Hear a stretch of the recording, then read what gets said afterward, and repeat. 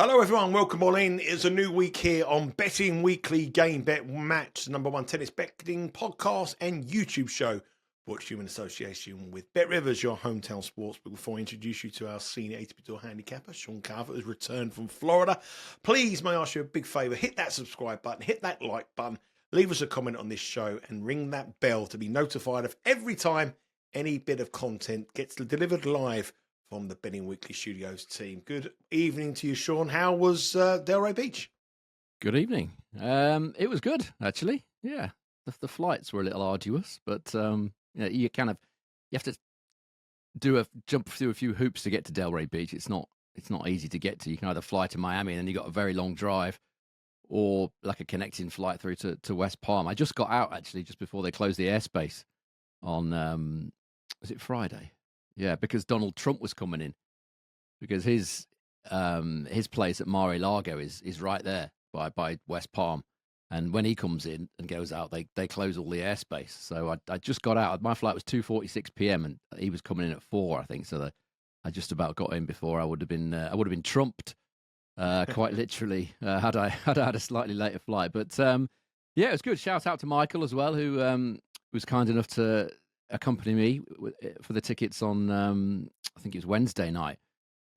He had front row seats there, and we had a couple of beers, and we were about to enjoy a winning bet actually on Michael Moe. I put up on the Instagram over 9.5 player games for Michael Moe. He won the first set 7-6. We popped out of the arena for, you'll enjoy this. We popped out of the arena for a Stella, which is celebrating Stella. I bet it's about $20 a can though. It wasn't quite that much. I think it was about $25 for two. So it wasn't ridiculously expensive. But anyway, we came out, virtually guaranteed of a 9.5 games after he won 7 in the first set, and then he retired 3 games later. We turned around and then he was walking to the net to shake hands. So yeah, that wasn't great, but it was a good evening. As I say, thanks to Michael for sorting out the tickets and his company that night. It was good. I'm sure Donald Trump would have delayed his arrival into the airport if you known that Sean Calvert from Game Bet Match was just about to take off. Surely you're tennis royalty, you're as important as him. Surely for travelling in first class as well now, business class. Got used to that kind of lifestyle now, Sean? Well, it's funny you say that actually, because this is why I didn't want to do this, because I know that going back to the sort of coach is going to be quite difficult, which is why I really didn't want to do this. But finances have kind of forced my hand a little bit in a way. It's very pleasant, isn't it? It's a very pleasant way to fly and stuff. But yeah, going back to sort of row 10 on Ryanair, going to Umag or something is going to be a little bit tricky. Yeah, that's for sure. I'm sure you won't be getting the $1 bus anymore now. I still will. Yeah, no, I'm still getting the $1 bus. The real Sean Calvert is back in it. Yeah, I've never gone anywhere. I've never left. Yeah, the finals tonight, obviously we're recording this a little bit later than usual on a Sunday. David Oakes-Fekina, as many of you have said, could be a winner this week, and he's into the final when he's a favourite up against Kekmanovic. Okay, he's not a favourite, Kekmanovic. Kekmanovic favourite now because Kekmanovic leads 3-0 in the head-to-head. So that's a little bit later, probably by the time this podcast drops. That final, you might be able to look at that final. So head across to the Bet Rivers website. Any view on that final, really, Sean? What you see? Any kind of a match between Alejandro Davidovich-Fekina and Miomir Kecmanovic? Let's skip it. Yeah, good luck with that. It'll probably be 1-6, 6-love.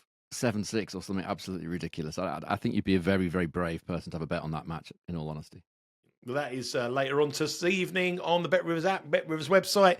It's all about the action for this week, and we have 2 tournaments for you to cover. Our first tournament is over in the Middle East. It's in Qatar. It's a 500 event, and there's some big names there. Carlos Alcaraz is the number 1 seed, and we also have the return of Novak Djokovic in the tournament. They're both in the top half of the draw, so I think that Sean will probably be looking at the bottom half of the draw for some betting value. But before we come on to where the betting value is, Sean, we watched the women's event last week in Qatar. Big shock. Anissa Mova won it as a very, very big price. None of the big C's really performed well. It was quite windy, and it got quite chilly in the evening there over in Qatar last week. The temperatures was pretty good, but I think it's a little bit warmer this week than it was last week. But scheduling is very important over in Qatar. Yeah, you know from the women's tournament, those of you that watched it is exactly as you've just described, actually. It's upgraded to a 500 for the first time this year. It was a 250 for many, many years, but they've put it up to a 500 now. It's a medium-paced outdoor hard court surface. As you said, gets a lot slower at night. They did use Dunlop AO balls here last year. I presume they're going to do that again, but you can never tell with the scarcity of information that you get about these tournaments these days. As you said, it does get very windy here. It does. It's one of those courts, one of those tournaments where there's a lot of gusts of wind. It's not the easiest conditions for the players. It's not particularly quick, as I say.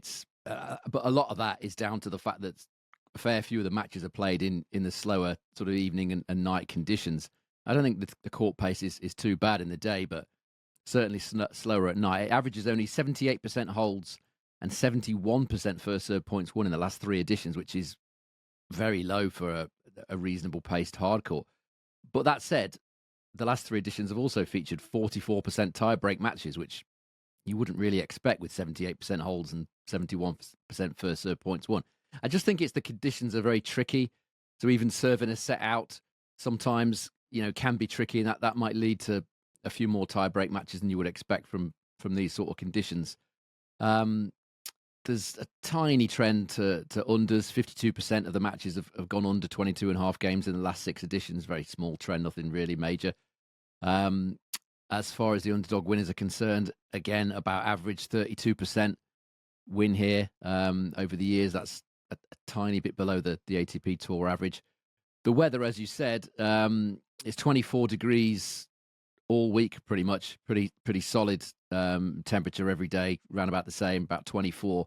But about sort of 13, 14, 15 mile an hour winds are forecast every day. So that's the thing you got to look at when you're betting in Doha. Sometimes a player can get derailed by the wind, particularly if they've not played here before, because it's quite tricky conditions to get used to. As far as the trends are concerned, the number 1 seed hasn't actually made the final here since 2017, let alone won it. No number 1 seed making the final at all in the last 7 years, 8 years. Quite a lot of big price winners and finalists here over the years. Mensik made the final last year. Jakub Mensik, 80-1 he was to make the final. I'm always going to remember this. Basilashvili won here in 2021, 500-1. He was very upset, by the way, Basilashvili. I don't know whether you saw this. He was expecting to get a wild card, or hoped to get a wild card, if not into the main draw, but into qualies, but he didn't get anything. And he went on this rant about how he was a former winner here and finalist another time, and he says he's never going to play here again. He was very upset that he didn't get a wild card. So according to Basilashvili, he's never going to play Doha again, but we'll always have 2021. Those of us that backed him at 500-1. Corentin Moutet made the final here as well in 2020, 100-1. And going back to 2019, Bautista Agut won here, 33-1, beating 66-1 Thomas Berdych. So there have been a few unheralded champions and finalists here over the years. Yeah, the last few years has been dominated by a lot of Russian players. Kachanov won in 2024, Medvedev in 2023, Rublev in 2020. There's a lot of Russian players do well over at this court. There's a few Russian players in action before we go on to the odds. Let's look at the draw. Carlos Alcaraz is the number 1 seed. As Sean said there, number 1 seeds do not do very well, and Carlos Alcaraz looking to win back-to-back tournaments for him after his win in Rotterdam. He's the number 1 seed. It's a 32-man draw. There is no buys, so it's a straight knockout. Alcaraz is number 1 seed. He's scheduled to play Dimitrov in the quarterfinals if it goes to seedings. Novak Djokovic is in that top half of the draw. He will play Jack Draper. That completes the top half of the draw as far as the seedings are concerned. Tsitsipas will play Medvedev. Both of those are very questionable. And both of them have got very tough openers. Rublev will play Alex de Minaur.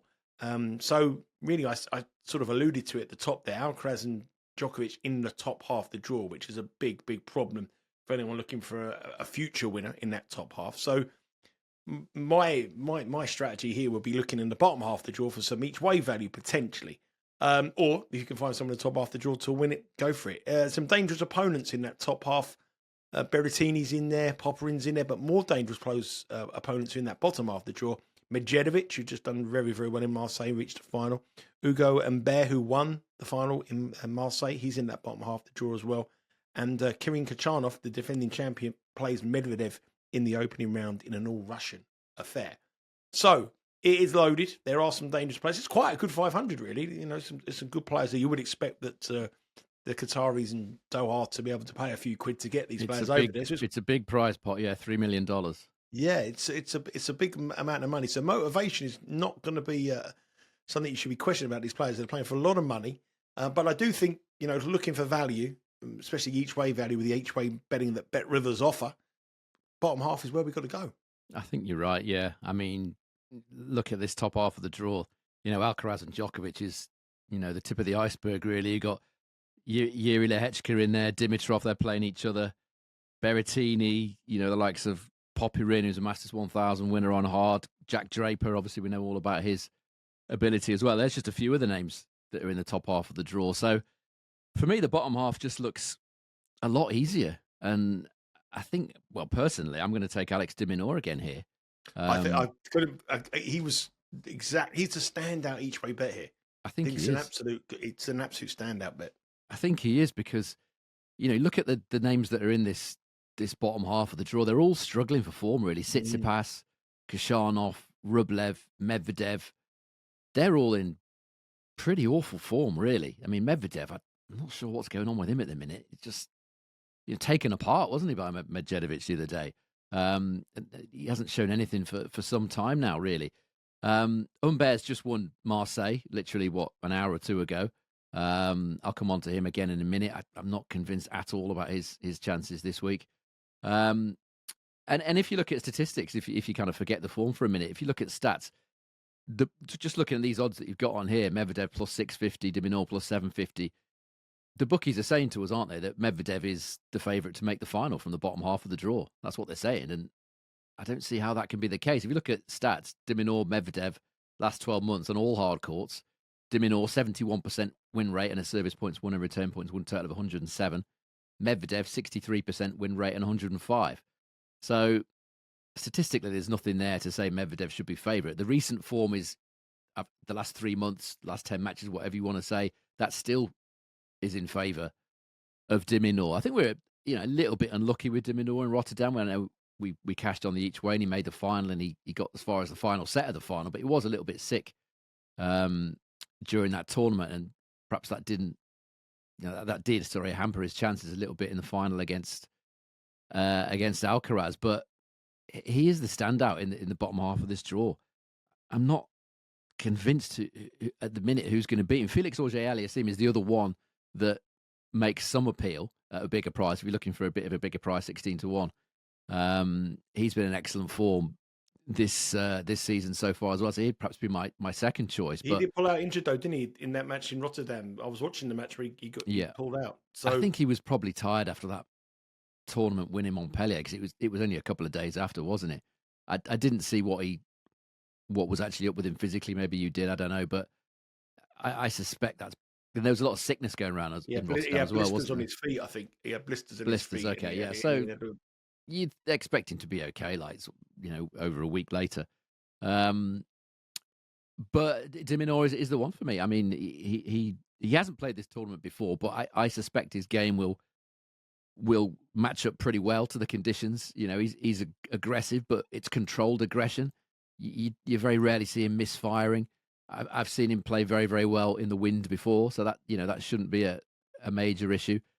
And the form is just way better form than anything else that really is in the bottom half of the draw. There's a couple of fatigue players. Medvedev, he's going to be tired, you would think.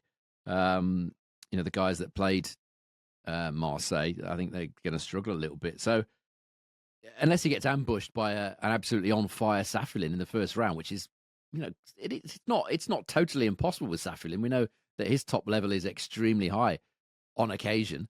Unless that happens, if he beats Saffiolin, he'd have either Shelby or whoever takes that place in qualifying. I haven't seen the updated draw yet, but it all points to de Minaur for me. Yeah, I think he's the favourite to come through that bottom half of the draw. You got to think of you're looking at Medvedev. Medvedev plays Khachanov in the first round. I mean, that's an absolute really tough. Rublev plays Bublik. That's another real difficult match. And Tsitsipas plays. I know Medvedev could be exhausted, but you wouldn't be taking Tsitsipas at heavy minus money to beat Medvedev. So, yeah, I couldn't agree more with you there. De Minaur, he's a player on the up at the moment, up to number 8 in the world rankings. His previous high was number 6. He's moving in the right direction. He's on the fringes. His next stop could potentially be a major.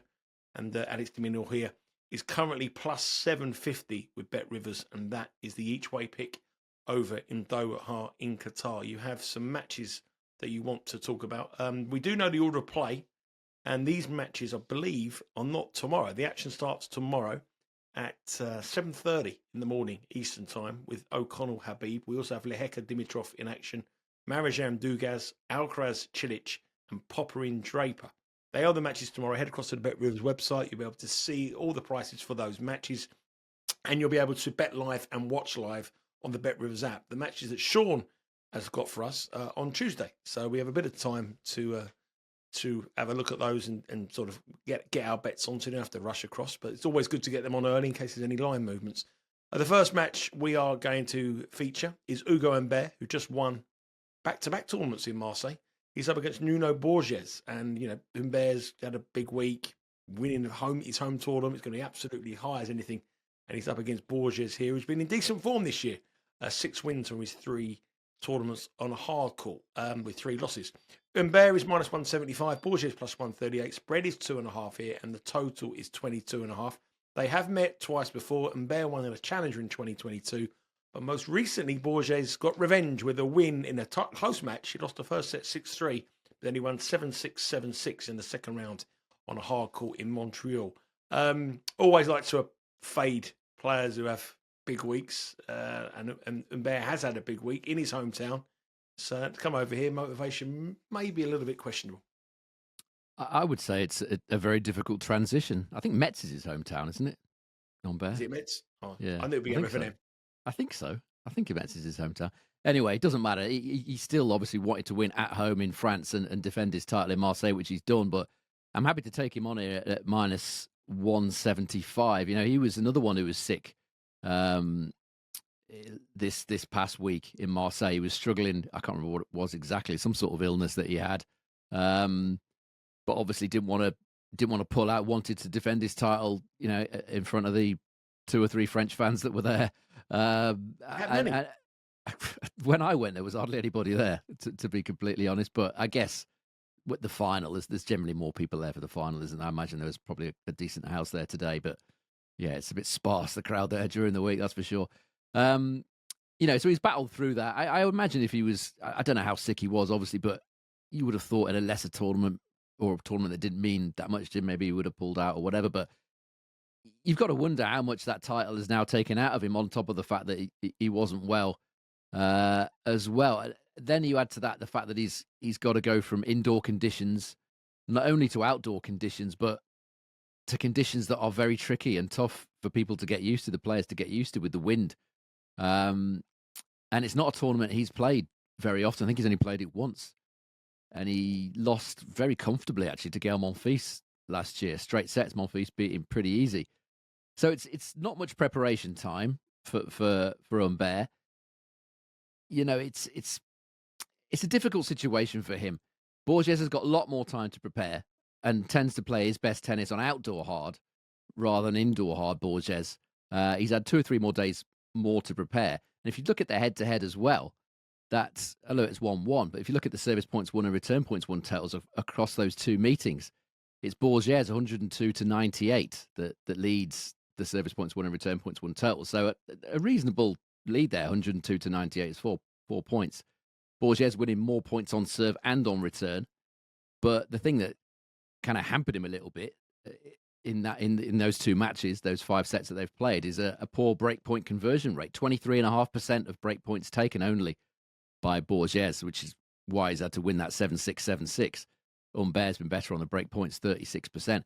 But Borges eventually ground him down in Canada, winning, as you said, in a final set tiebreak. And in tricky conditions, I like his chances here, Borges, of at the minimum making this an extremely close match. As I said, Humbert isn't familiar with these conditions.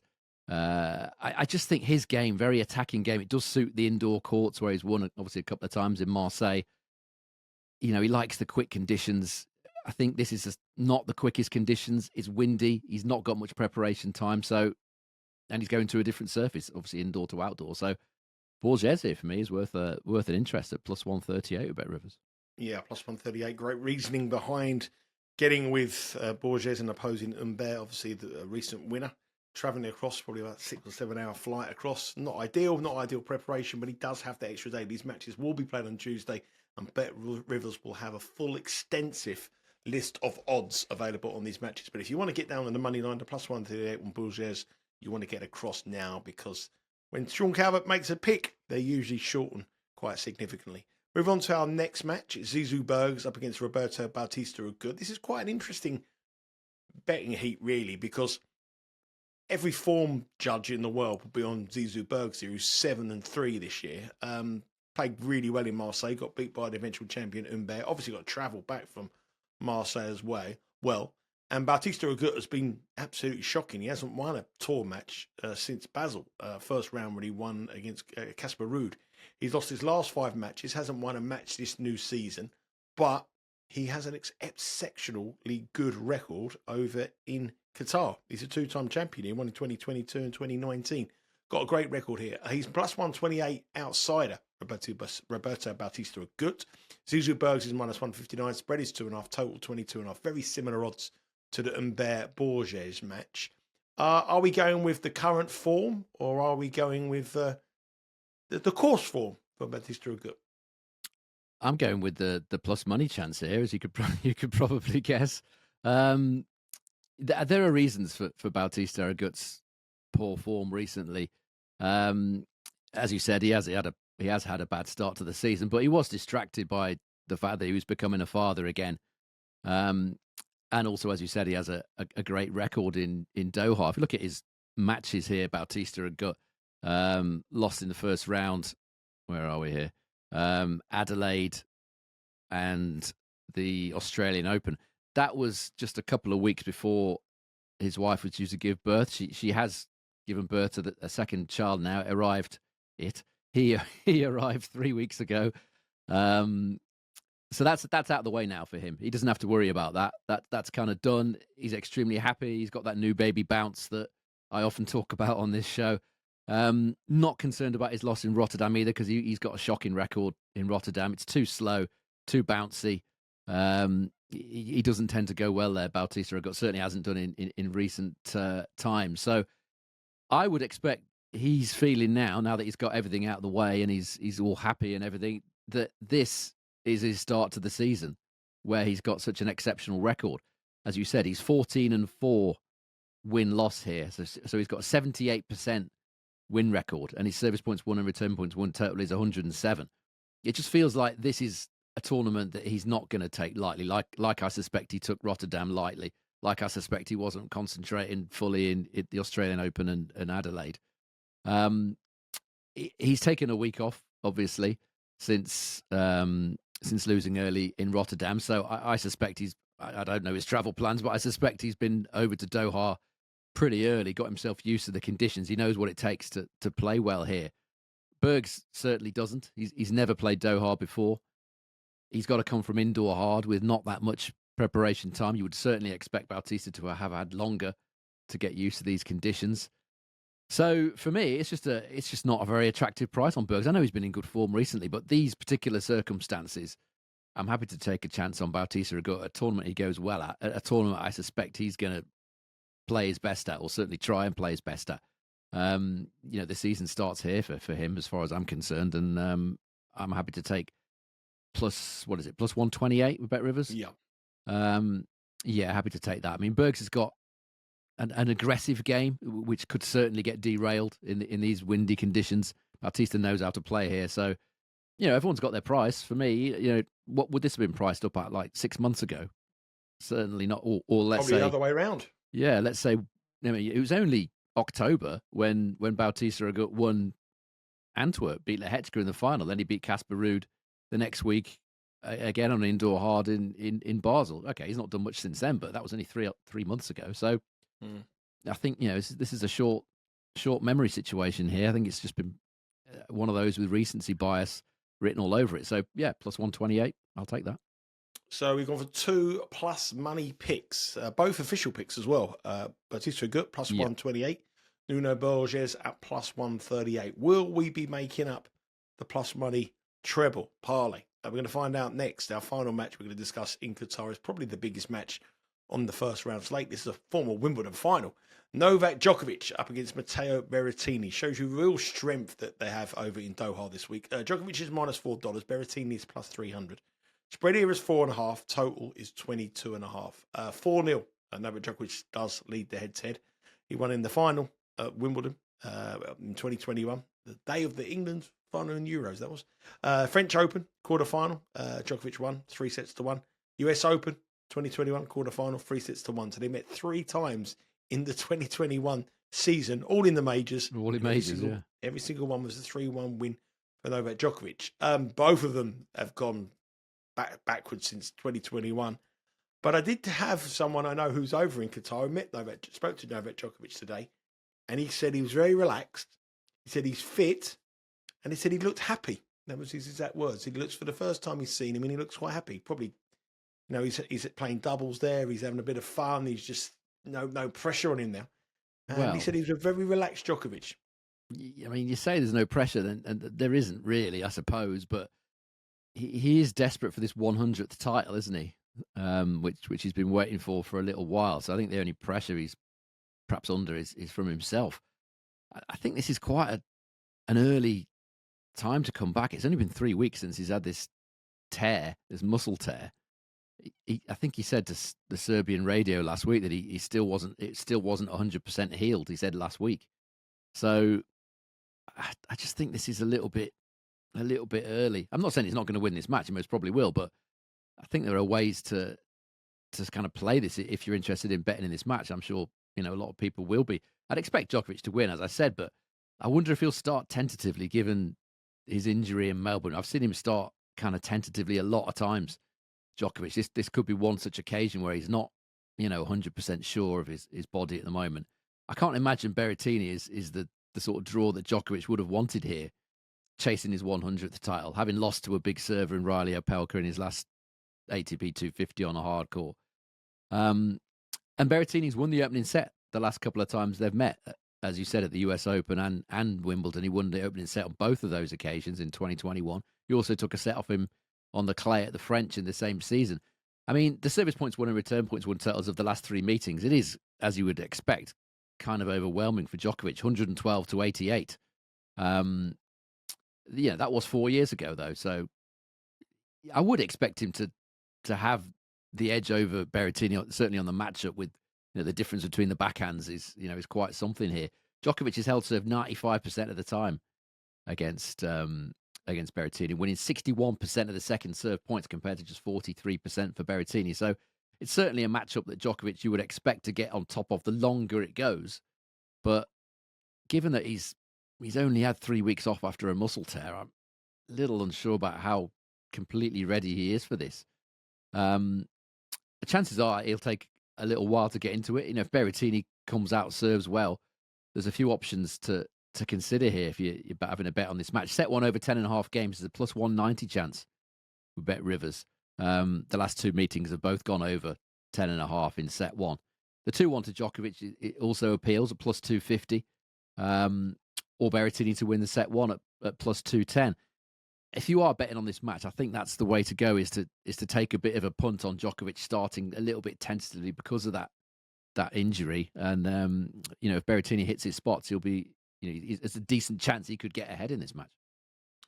The only worry I would have is when I was in Rotterdam, I had a guy who we were chatting to, and he knew a lot of people behind the scenes, and he said that Berrettini had a shoulder injury and had an ice pack on it all the way through the week, and he didn't play very well against Talon Greeks, but he pushed him quite close, but he had a worry about shoulder injury. A little bit of time, obviously, to recuperate, but you want to be 110% if you're playing Novak Djokovic. So that would be a little bit of worry about me, but check out the Bet Rivers website, see the market moves on there. Usually when there is a sort of a niggle for a player, you tend to see the price move quite considerably. But at the moment, you can get 3-1 Matteo Berrettini minus 400, Novak Djokovic 4.5 spread and 22.5 the totals. And there will be a whole load of markets. But I agree with you, Sean. I think the first set will be quite competitive here because it always is in Berrettini matches. But according to my spies in Doha, Djokovic is happy, relaxed, fit. Wait and see what Novak Djokovic turns up. So before we leave Qatar behind, just 2 official plays. The Bautista, Agut and Borges. Yes, in addition to the outright, just the 2 official match bet bets there. Nuno Borges plus 138 to beat Humbert, and Bautista Agut plus 128 to beat Zizou Bergs, as well as the outright, which is each way on Alex de Minaur. Yeah, Alex de Minaur, our each way pick. Remember, Bet Rivers will offer you half the odds 1-2. Plus 350 is the price for him to win the tournament, but you'll have half a stake on the plus 750. Sorry, did I say 350? Plus 750. Half the stake will be on the win, and plus 375 if your player with Alex de Minaur on this occasion gets through to the final as well. Before we move to Rio, which would be lovely. If we move to Rio, that'd be lovely. Not with this week's weather. We'll find out more about that. Just got to ask you a question. I mean, away from betting really, but it's a big story in tennis this week. Jannik Sinner, obviously now with the 3-month ban, he seems to have negotiated the ban, the timing. I mean, it's everyone was questioning about the decision about the doping allegations. Everyone was questioning about it. People were for Sinner, people were against Sinner. Some players were very vocal. This has been handled appallingly, and the way that the players are reacting on Twitter here, this is not a good look for tennis at all. No, I mean, you said it yourself, negotiated a ban. Unbelievable. I mean, who negotiates a ban?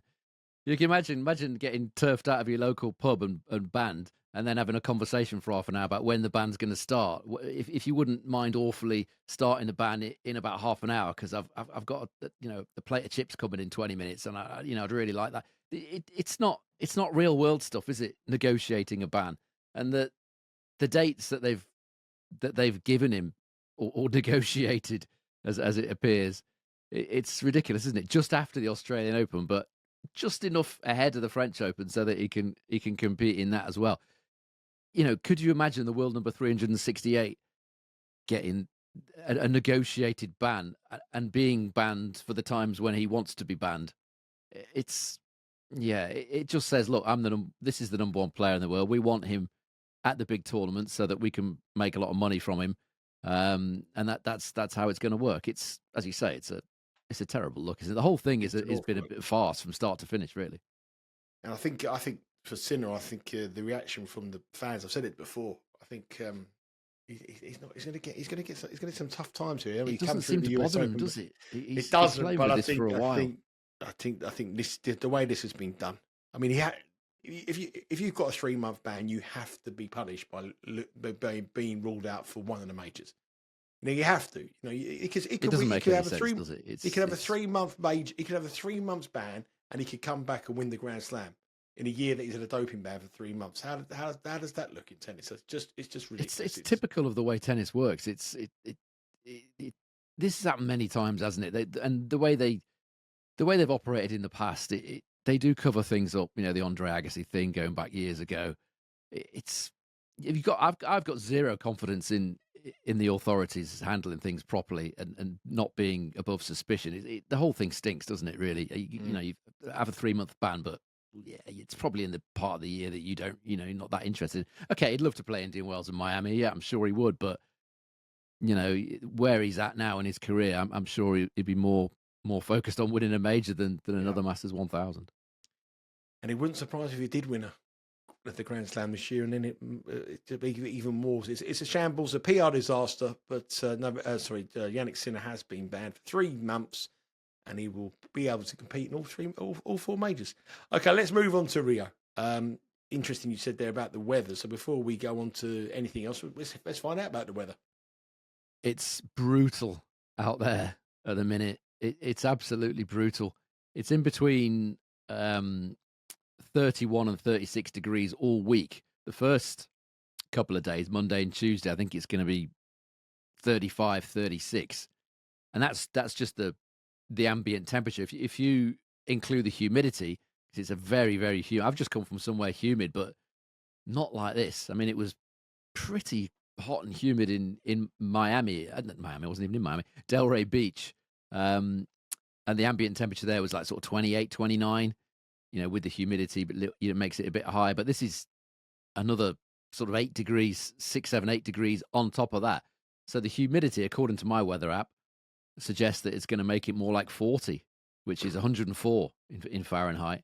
If you're a Fahrenheit person, it's over 100 degrees, or it will be on Monday and Tuesday.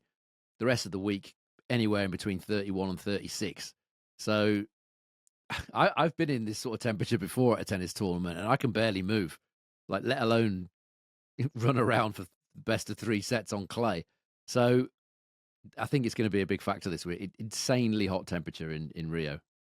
Yeah, and that's got to be a big factor, and probably looking for players who are local, who can handle the conditions. And yeah, it's an interesting one. The first tournament on the clay court swing over in South America isn't finished yet. That probably will be being played or being played when this podcast goes live. But it's Cerundolo against Fonseca. We were very unlucky with Navone, weren't we? I know, very unlucky. I know, unbelievable. I mean, that was a.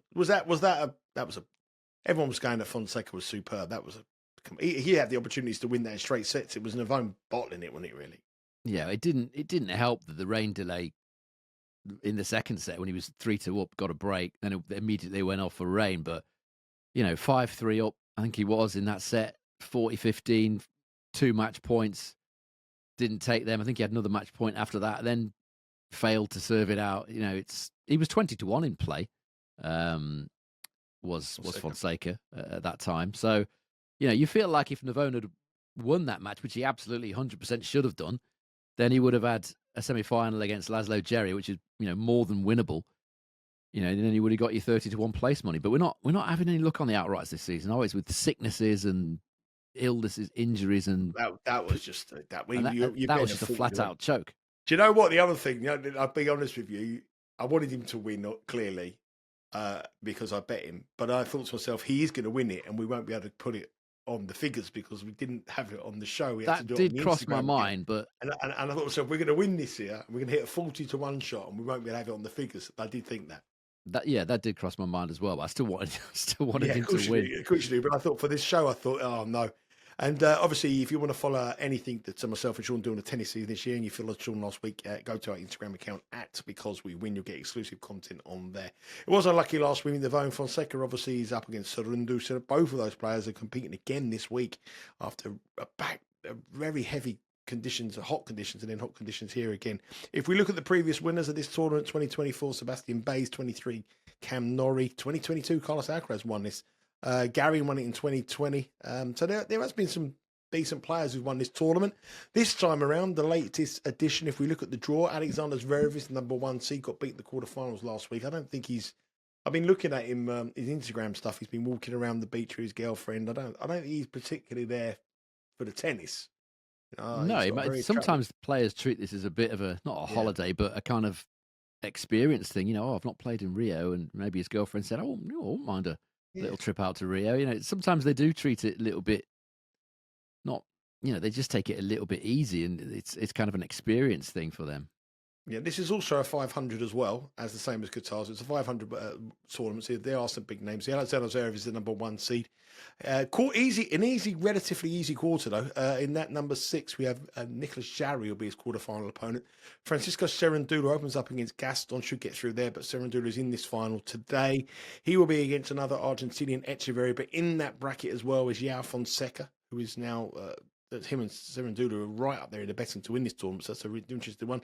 So the top three favourites are all in the top half of the draw. The bottom half of the draw will see Sebastian Baez up against Tabio, and we have Martinez up against Musetti. Also in that bottom half of the draw, you've got Navone again, who let us down. But apart from that, I mean, there isn't really that depth of quality in this tournament. But like the draw in Qatar, the top half seems to be loaded.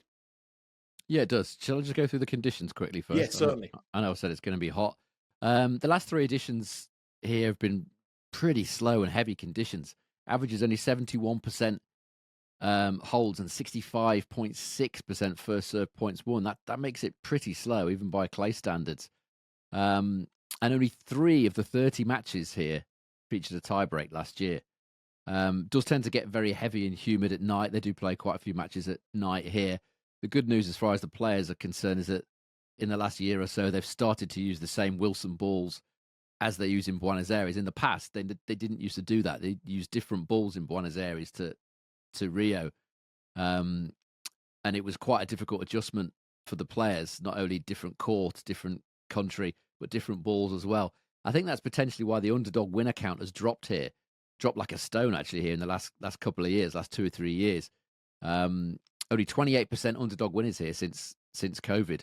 And before COVID, it was up at about 40%. So I think that's something to do with the fact that they are actually doing something sensible for a change and playing with the same balls, in back-to-back weeks. I've talked about the weather, extremely hot. As far as the trends are concerned, only Rafael Nadal, I've got 2024 here. I don't think that was right. Anyway, I think that's supposed to say 2014. Rafael Nadal in 2014, I think, and Carlos Alcaraz in 2023. They're the only two number one seeds ever to have made the final here. The number one seed has actually lost in round one or round two 4 times in the last 8 editions, and no player has ever won Buenos Aires and Rio back-to-back. But Cam Norrie and Carlos Alcaraz did contest both finals in 2023. So I'd say it was conditions that suits the clay grinders. And a couple of qualifiers, by the way, have made the final. 2 qualifiers have made the final in the last 4 editions. Well, those stats, you can rule out the first and second favourite here. Alexander Zverev is the favourite at plus 225. Is he here for a holiday? Is he here for the tennis? We'll find out over the next 7 days. Francisco Cerundolo, the second favourite, to become the first man ever to win back-to-back. Or João Fonseca is 650. Both of them are playing now in Buenos Aires, so one of them is going to be the defending champion. So we've got line through them as well. Lorenzo Musetti's in that bottom half of the draw. Is it too slow for him? Sebastian Baez, Sebastian Baez, you're looking at players who are out and out clay courts. I mean, Baez at 11 there could be the man. Alessandro Davidovich for Kina. Is he in it? He's got to come all the way. He's got to come over from. Yeah. Well, he's in the final. I mean, you wouldn't trust him at the best of times, but coming over from Delray Beach to Rio, he doesn't like the heat either, which is quite strange for a Spaniard, but he doesn't. Jarry 16, Tabilo 18, Navone. Can he get over that defeat? He's 18. Echeverry 18. João Munoz 25-20. He's been a popular pick for us on match bets. Will he be a popular pick for Sean on the outright? Saboth Will carrying home hopes at 25-1. And Facundo, Diaz Acosta at 28-1 as well. Sean, I looking through that draw, I quite like Sebastian Baez, but didn't really play well last week. But we bet him. Will we give him another chance, or are we going to move on to someone different? I think he's the defending champion here, isn't he, Baez? I think he won this last year. Yeah. No, I think it's just a little bit short considering how poorly he played last week. I've got a theory here, which I'm going to run with.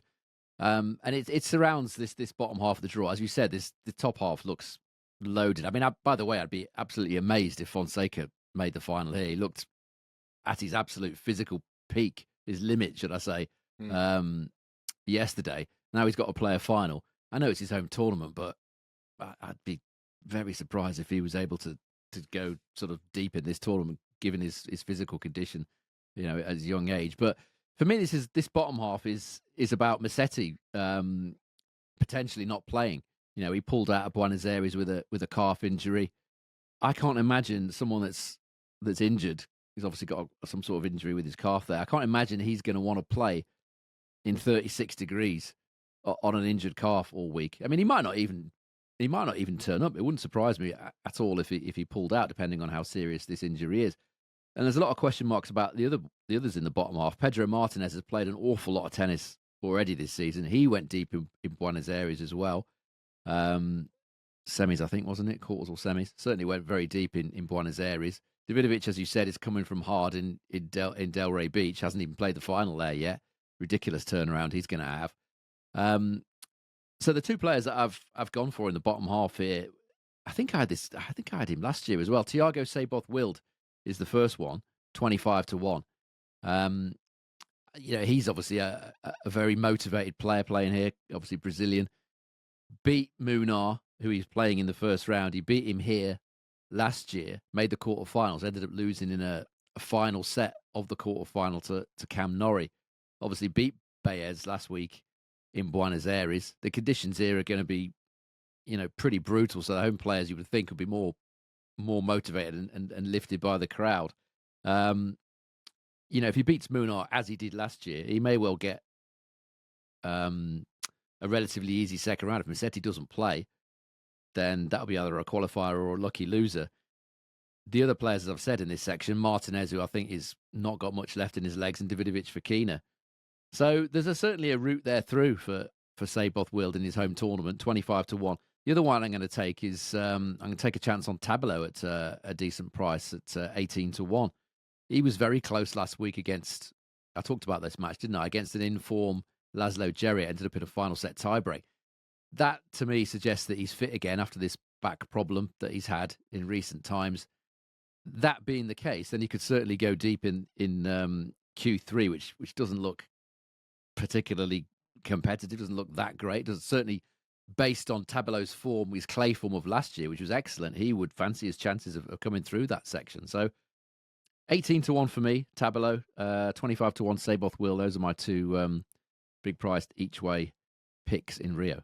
Yeah, a couple of nice prices there. Players that will relish the conditions. Seyboth Will 25-1 in front of the home crowd, and Tabio at 18-1 to win the tournament. We have one match we are going to discuss. Now remember, these matches start at 3 p.m. So you've got loads of times. Head across to the BetRivers website, get on these bets, and if you do bet, as I keep saying, you can have a little bet on the website, and you'll be able to watch the game on the website as well. You'll be able to live stream the matches, and we start off the first round with a classic Argentinian against Brazilian affair. Thiago Monteiro, the Brazilian, in the yellow corner. In the blue corner, Facundo, Diaz, Acosta. It's a more or less pick 'em game. -118 for Monteiro, -105 for Diaz, Acosta. Spread 1.5. Total high 23.5. They have met 3 times previously before. Montevideo in the Challenger event, Diaz, Acosta won, but Monteiro pulled out. He was injured in that final. And the 2 challenges before in 2023 and a long time ago in 2018, both were won by Monteiro.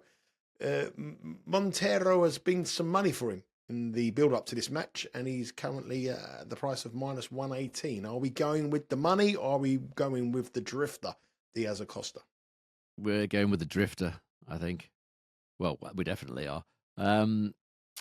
I think this is a better situation for Diaz Acosta than it was last week. I think I know he really struggled with the pressure of playing Buenos Aires as defending champion last week, but now he's got the reverse situation. The pressure is not on him at all, and it's all on Monteiro, who the crowd will expect to win this match. I'll tell you what Diaz Acosta said. I watched this match, Diaz Acosta against Seyboth Will, I think it was last week in my hotel room in Delray Beach, and he looked really miserable in this match, Diaz Acosta. He said, and I quote, "Coming to a tournament as a defender and thinking that if I don't win, I won't get into Miami, I'll fall in the rankings and some other things. It's not easy. I didn't take it in the best way." And I think that was noticeable on the court. It certainly was. The pressure of being the defending champion worked against me. There were just too many things in my head. So a very difficult match situation for him last week. Now, as I said, he can play a lot more free. He's not going to be, encumbered by all those extraneous things that he had going on in his head as defending champion in Buenos Aires. The head-to-head, the last couple of matches, it does favour Diaz Acosta. The first one you can kind of forget about because it was 2018 when Diaz Acosta wasn't even ranked. So not bothered about that from like 6 years ago. Last couple of matches, Diaz Acosta 101.4 to 98.6. He leads the service points won and return points won totals. There's nothing in it at all as far as the last 12 months on clay at main level is concerned. Both on very good service points won and return points won totals of 102. But Monteiro, for me, he's never played that well here, or rarely does. He's got a very slender 9-8 win-loss advantage, nine wins from his 17 matches here, but his stats not that great at all. Service points won and return points won total of 98.5 here, and a service hold and break total of 96. So he's certainly beatable. Yes, he's got the crowd behind him, but will that help him or hinder him? It certainly hindered Diaz Acosta last week. He's been pretty plain about how that did hinder him. Now I think he can play a bit freer. I don't mind this price at all. -104, -105, whatever he is, something like that. -118, definitely too short for me on Monteiro. The fact that he's playing at home has been, for me, accounted a bit too much for here.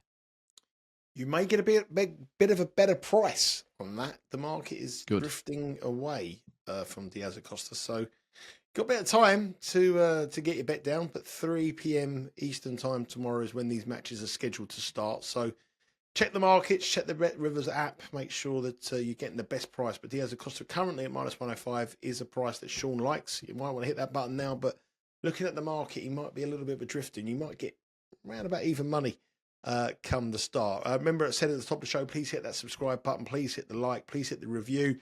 Please hit the bell as well and be notified of every time one of the great bits of content's coming from Betting Weekly Studios. Huge amount of subscribers in the last few months or so.